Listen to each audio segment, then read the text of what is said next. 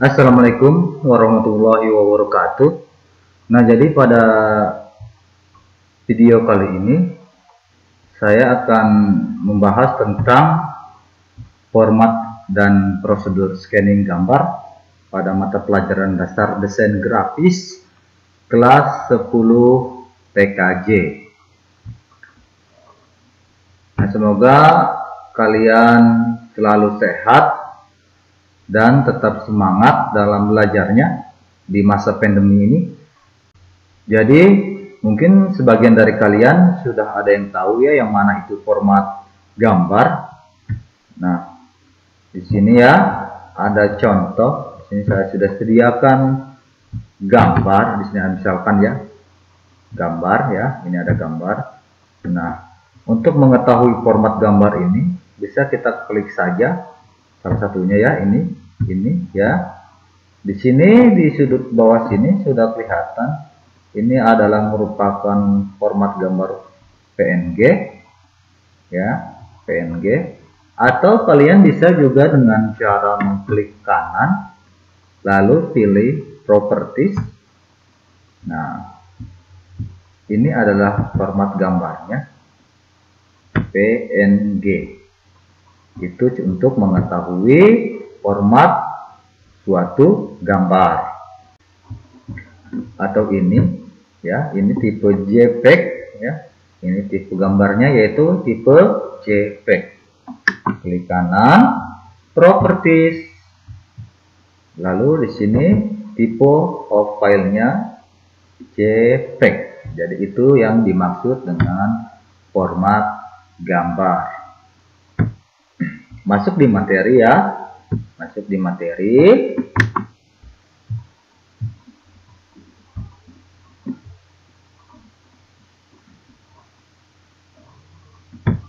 Oke. Nah, jadi format gambar di sini yang akan saya jelaskan yaitu format gambar yang pada umumnya sering dipakai, yaitu ada format gambar JPEG, format gambar GIF, format gambar PNG, dan format gambar TIFF.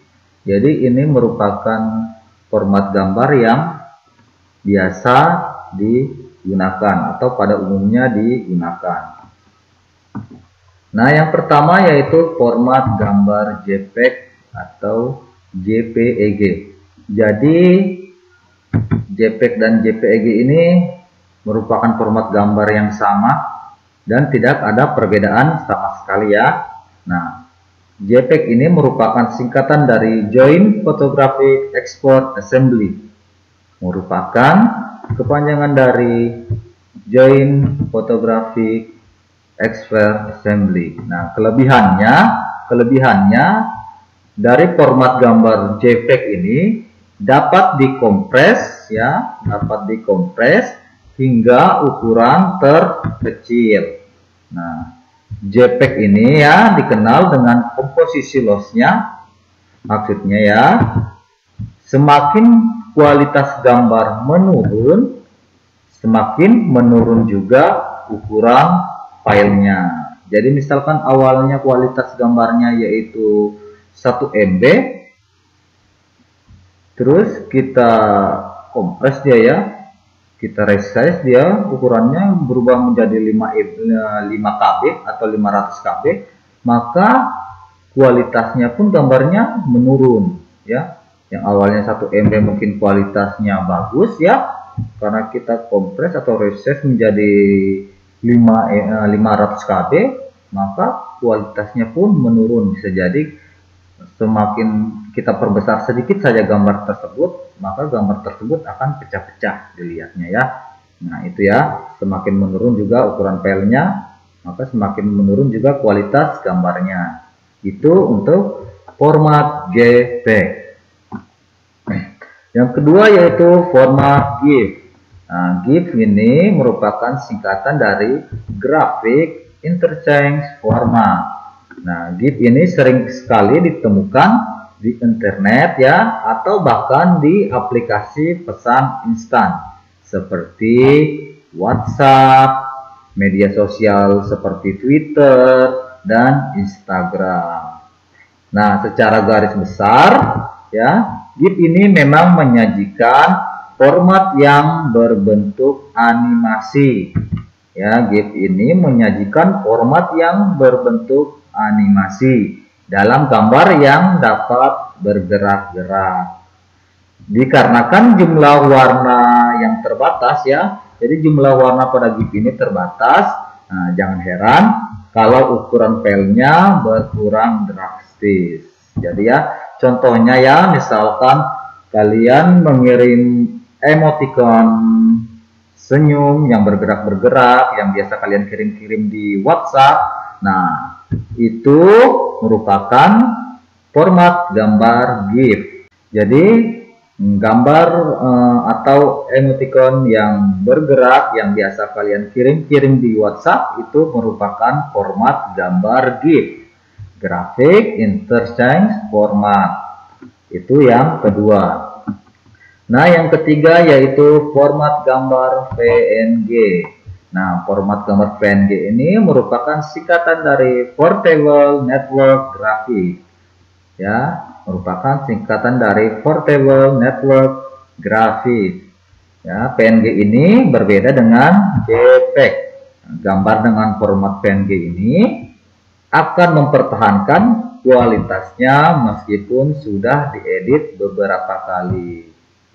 Nah, bedanya dengan JPEG tadi, semakin rendah kualitasnya maka semakin rendah ukuran filenya. Kalau ini dia akan tetap menjaga kualitasnya. Jadi bisa dikatakan PNG ini lebih bagus daripada JPEG. Nah, yang terakhir yaitu format gambar TIFF ya, format gambar TIFF atau Target Image File ya. Ini format gambar TIFF. Nah, format ini tidak kehilangan kualitas meskipun sudah disimpan berulang kali dan dikonversi file aslinya ya. Jadi dia tidak kehilangan kualitas meskipun disimpan berulang kali dan dikonversi filenya, file aslinya ya, dengan kualitas gambar yang sangat tinggi. TIFF ini banyak digunakan ya. TIFF ini banyak digunakan dalam industri cetak manapun ya. Industri cetak maupun penerbitan. Contohnya ya, biasa kalian lihat spanduk-spanduk di jalan atau baliho-baliho di jalan. Jadi untuk mencetak baliho tersebut atau gambar tersebut, nah kita harus menggunakan format TIFF. Ya, kita harus menggunakan format TIFF untuk mencetak baliho atau spanduk tersebut. Jadi ini TIFF biasa digunakan di industri percetakan. Nah, jadi tapi ingat, jangan pernah menggunakan format ini untuk web. Karena selain tidak compatible dengan berbagai browser ya, seperti Chrome, Mozilla Firefox, atau yang lainnya. Nah, TIFF ini juga mempunyai ukuran file yang besar, makanya tidak cocok untuk web ya. Itu untuk TIFF. Jadi itu merupakan 4 format gambar yang umum digunakan. Nah, materi berikutnya yaitu prosedur scanning. Namun sebelum kita masuk ke materi prosedur scanning, jadi silakan dicatat tugasnya ya. Tugasnya kalian adalah kalian mencari tahu tentang format gambar lainnya selain dari 4 format gambar tersebut. Jadi kalian cari tahu di internet, kalian tuliskan dan jelaskan ya, selain dari 4 format gambar yang sudah saya jelaskan. Nanti pas tatap muka terbatas, saya akan periksa tugasnya ya di sekolah. Nah, masuk ke materi berikutnya, prosedur scanning. Nah, jadi ada beberapa jenis prosedur scanning. Yang pertama yaitu flatbed, yang kedua yaitu handheld, dan yang ketiga yaitu automatic document feeder. Yang keempat drum, yang kelima yaitu scanner printer multifungsi. Nah, ini yang saya jelaskan 5 ya, 5 jenis-jenis scanner. Nah, yang pertama yaitu flatbed scanner. Nah, jenis scanner ini biasanya diletakkan di atas meja dengan bagian flip up atas yang akan memperlihatkan kaca pemindai ketika scanner terbuka. Ini ya. Jadi kita simpan di atas meja karena ukurannya cocok untuk disimpan di atas meja ya. Nah, dengan kalau kita membukanya dia akan kelihatan kacanya. Ini kacanya ya. Ini kacanya untuk memindai. Ya, ini penutupnya. Nah, flatbed ini tersedia dalam berbagai jenis ukuran ya, untuk kertas standar atau sampai ukuran kertas legal. Nah, yang sering digunakan jadi dia ini bisa digunakan untuk kertas standar seperti A4 ya atau letter sampai ukuran kertas legal ya, ukuran kertas legal. Dan yang lebih besar daripada itu, yang lebih besar berarti seperti A3 pun bisa digunakan. Jadi tersedia dalam berbagai jenis ukuran. Itu untuk flatbed scanner. Yang kedua yaitu scan ADF ya. Yang kedua yaitu scan ADF atau automatic document feeder. Nah, scanner ADF ini adalah scanner yang dikembangkan khusus untuk pemindaian dokumen ya. Jadi khusus untuk pemindaian dokumen dalam jumlah yang banyak. Lihat ya gambarnya ya. Nah, cocok untuk memindai dokumen dalam jumlah banyak. Nah, scanner ini memiliki tempat untuk meletakkan dokumen yang ingin dipindai, yang kemudian akan ditarik secara otomatis untuk dipindai. Lihat ya, jadi di sini tempatnya kita simpan dokumen, misalkan 20 lembar ya, kita simpan di sini, nanti dia otomatis akan menarik ya, ditarik dan dipindai, di scan ya. Itu untuk scanner ADF, Automatic Document Feeder. Yang ketiga yaitu handheld scanner. Nah, untuk scanner ini pasti kalian sering menjumpainya. Kalau kalian pergi ke minimarket ya, pasti kalian biasa melihat scanner barcode ya, barcode. Kalau kalian mau membayar harga dari barang kalian, kasirnya pasti akan membarcode ya, scanner ya, barcode-nya dari produk-produk yang kalian beli. Lihat seperti ini ya. Nah, handheld scanner ini berfungsi secara manual yang mengharuskan pengguna untuk menggerakkan scanner ke item yang sedang dipindai. Jadi manual ya, kita harus gerakan sendiri. Jadi misalkan ini gambarnya ya, ini ada barcode-nya sini ya. Nah, ini harus digerakkan, scannernya harus kita gerakkan untuk memindainya. Seperti itu. Jadi ini biasa kita jumpai di minimarket ya. Scanner yang jenis ini. Nah, pengguna akan menggerakkan scanner ke atas dokumen sehingga menangkap detailnya. Jadi kalau kita tidak gerakan ya, maka dia tidak akan bisa terbaca. Jadi kerjanya dia manual. Jadi ini adalah handheld scanner. Selanjutnya drum scanner. Drum scanner ini merupakan jenis scanner yang menggunakan tabung foto multifiller atau VMT untuk memindai gambar.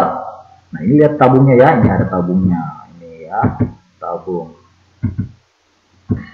Ketika memindai menggunakan drum scanner, gambar diletakkan pada tabung gelas ya, pada tabung gelas.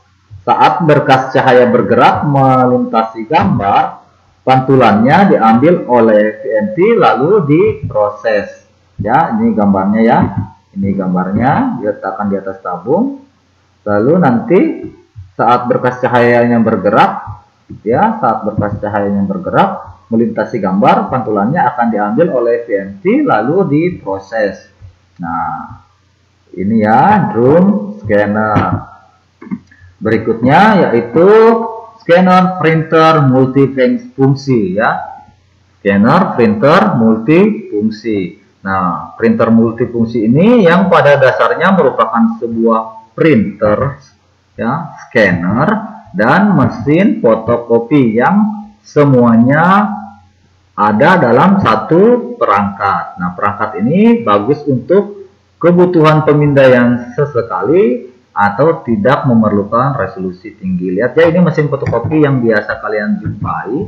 Nah, atau biasa juga yang sering digunakan ya pada orang-orang pada umumnya ya, merupakan printer yang dimana printer itu sudah bisa memfotokopi maupun men-scan sebuah gambar. Itu termasuk jenis scanner printer multifungsi.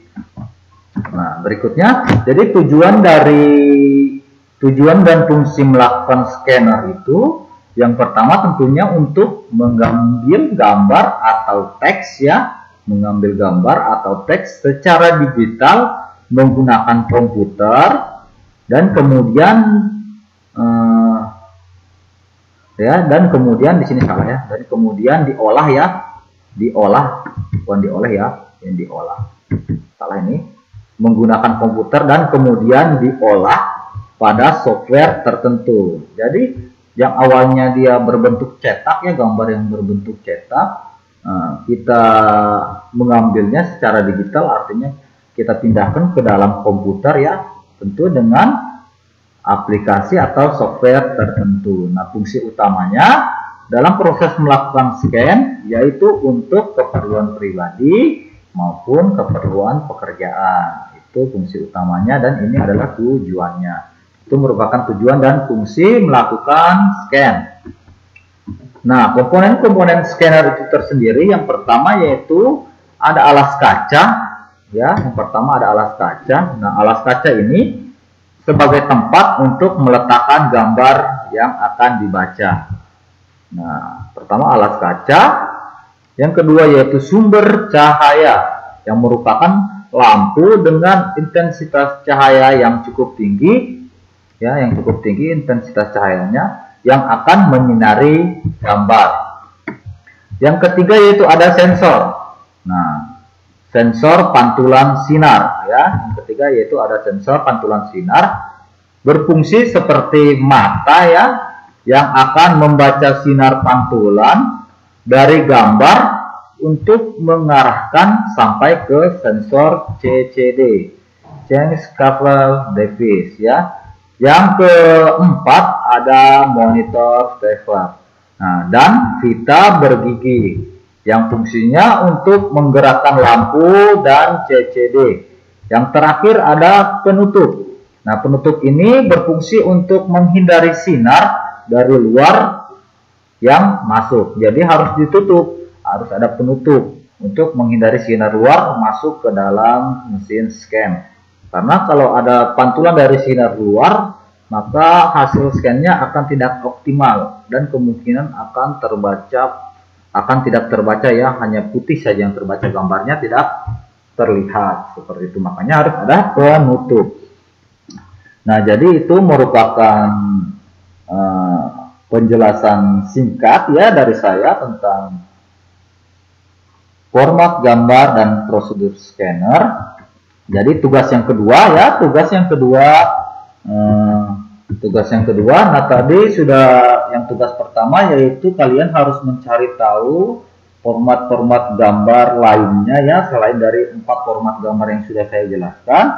Nah, tugas yang kedua yaitu kalian mencari tahu jenis-jenis scanner lainnya ya. Di sini yang saya jelaskan yaitu ada 5 ya, ada PET-head, handheld, automatic document feeder, drum, dan scanner printer multifungsi. Ya, ini ya ada 5 yang saya jelaskan. Jadi kalian cari tahu jenis-jenis lainnya ya. Di sini ada 5, kalian cari tahu jenis-jenis lainnya.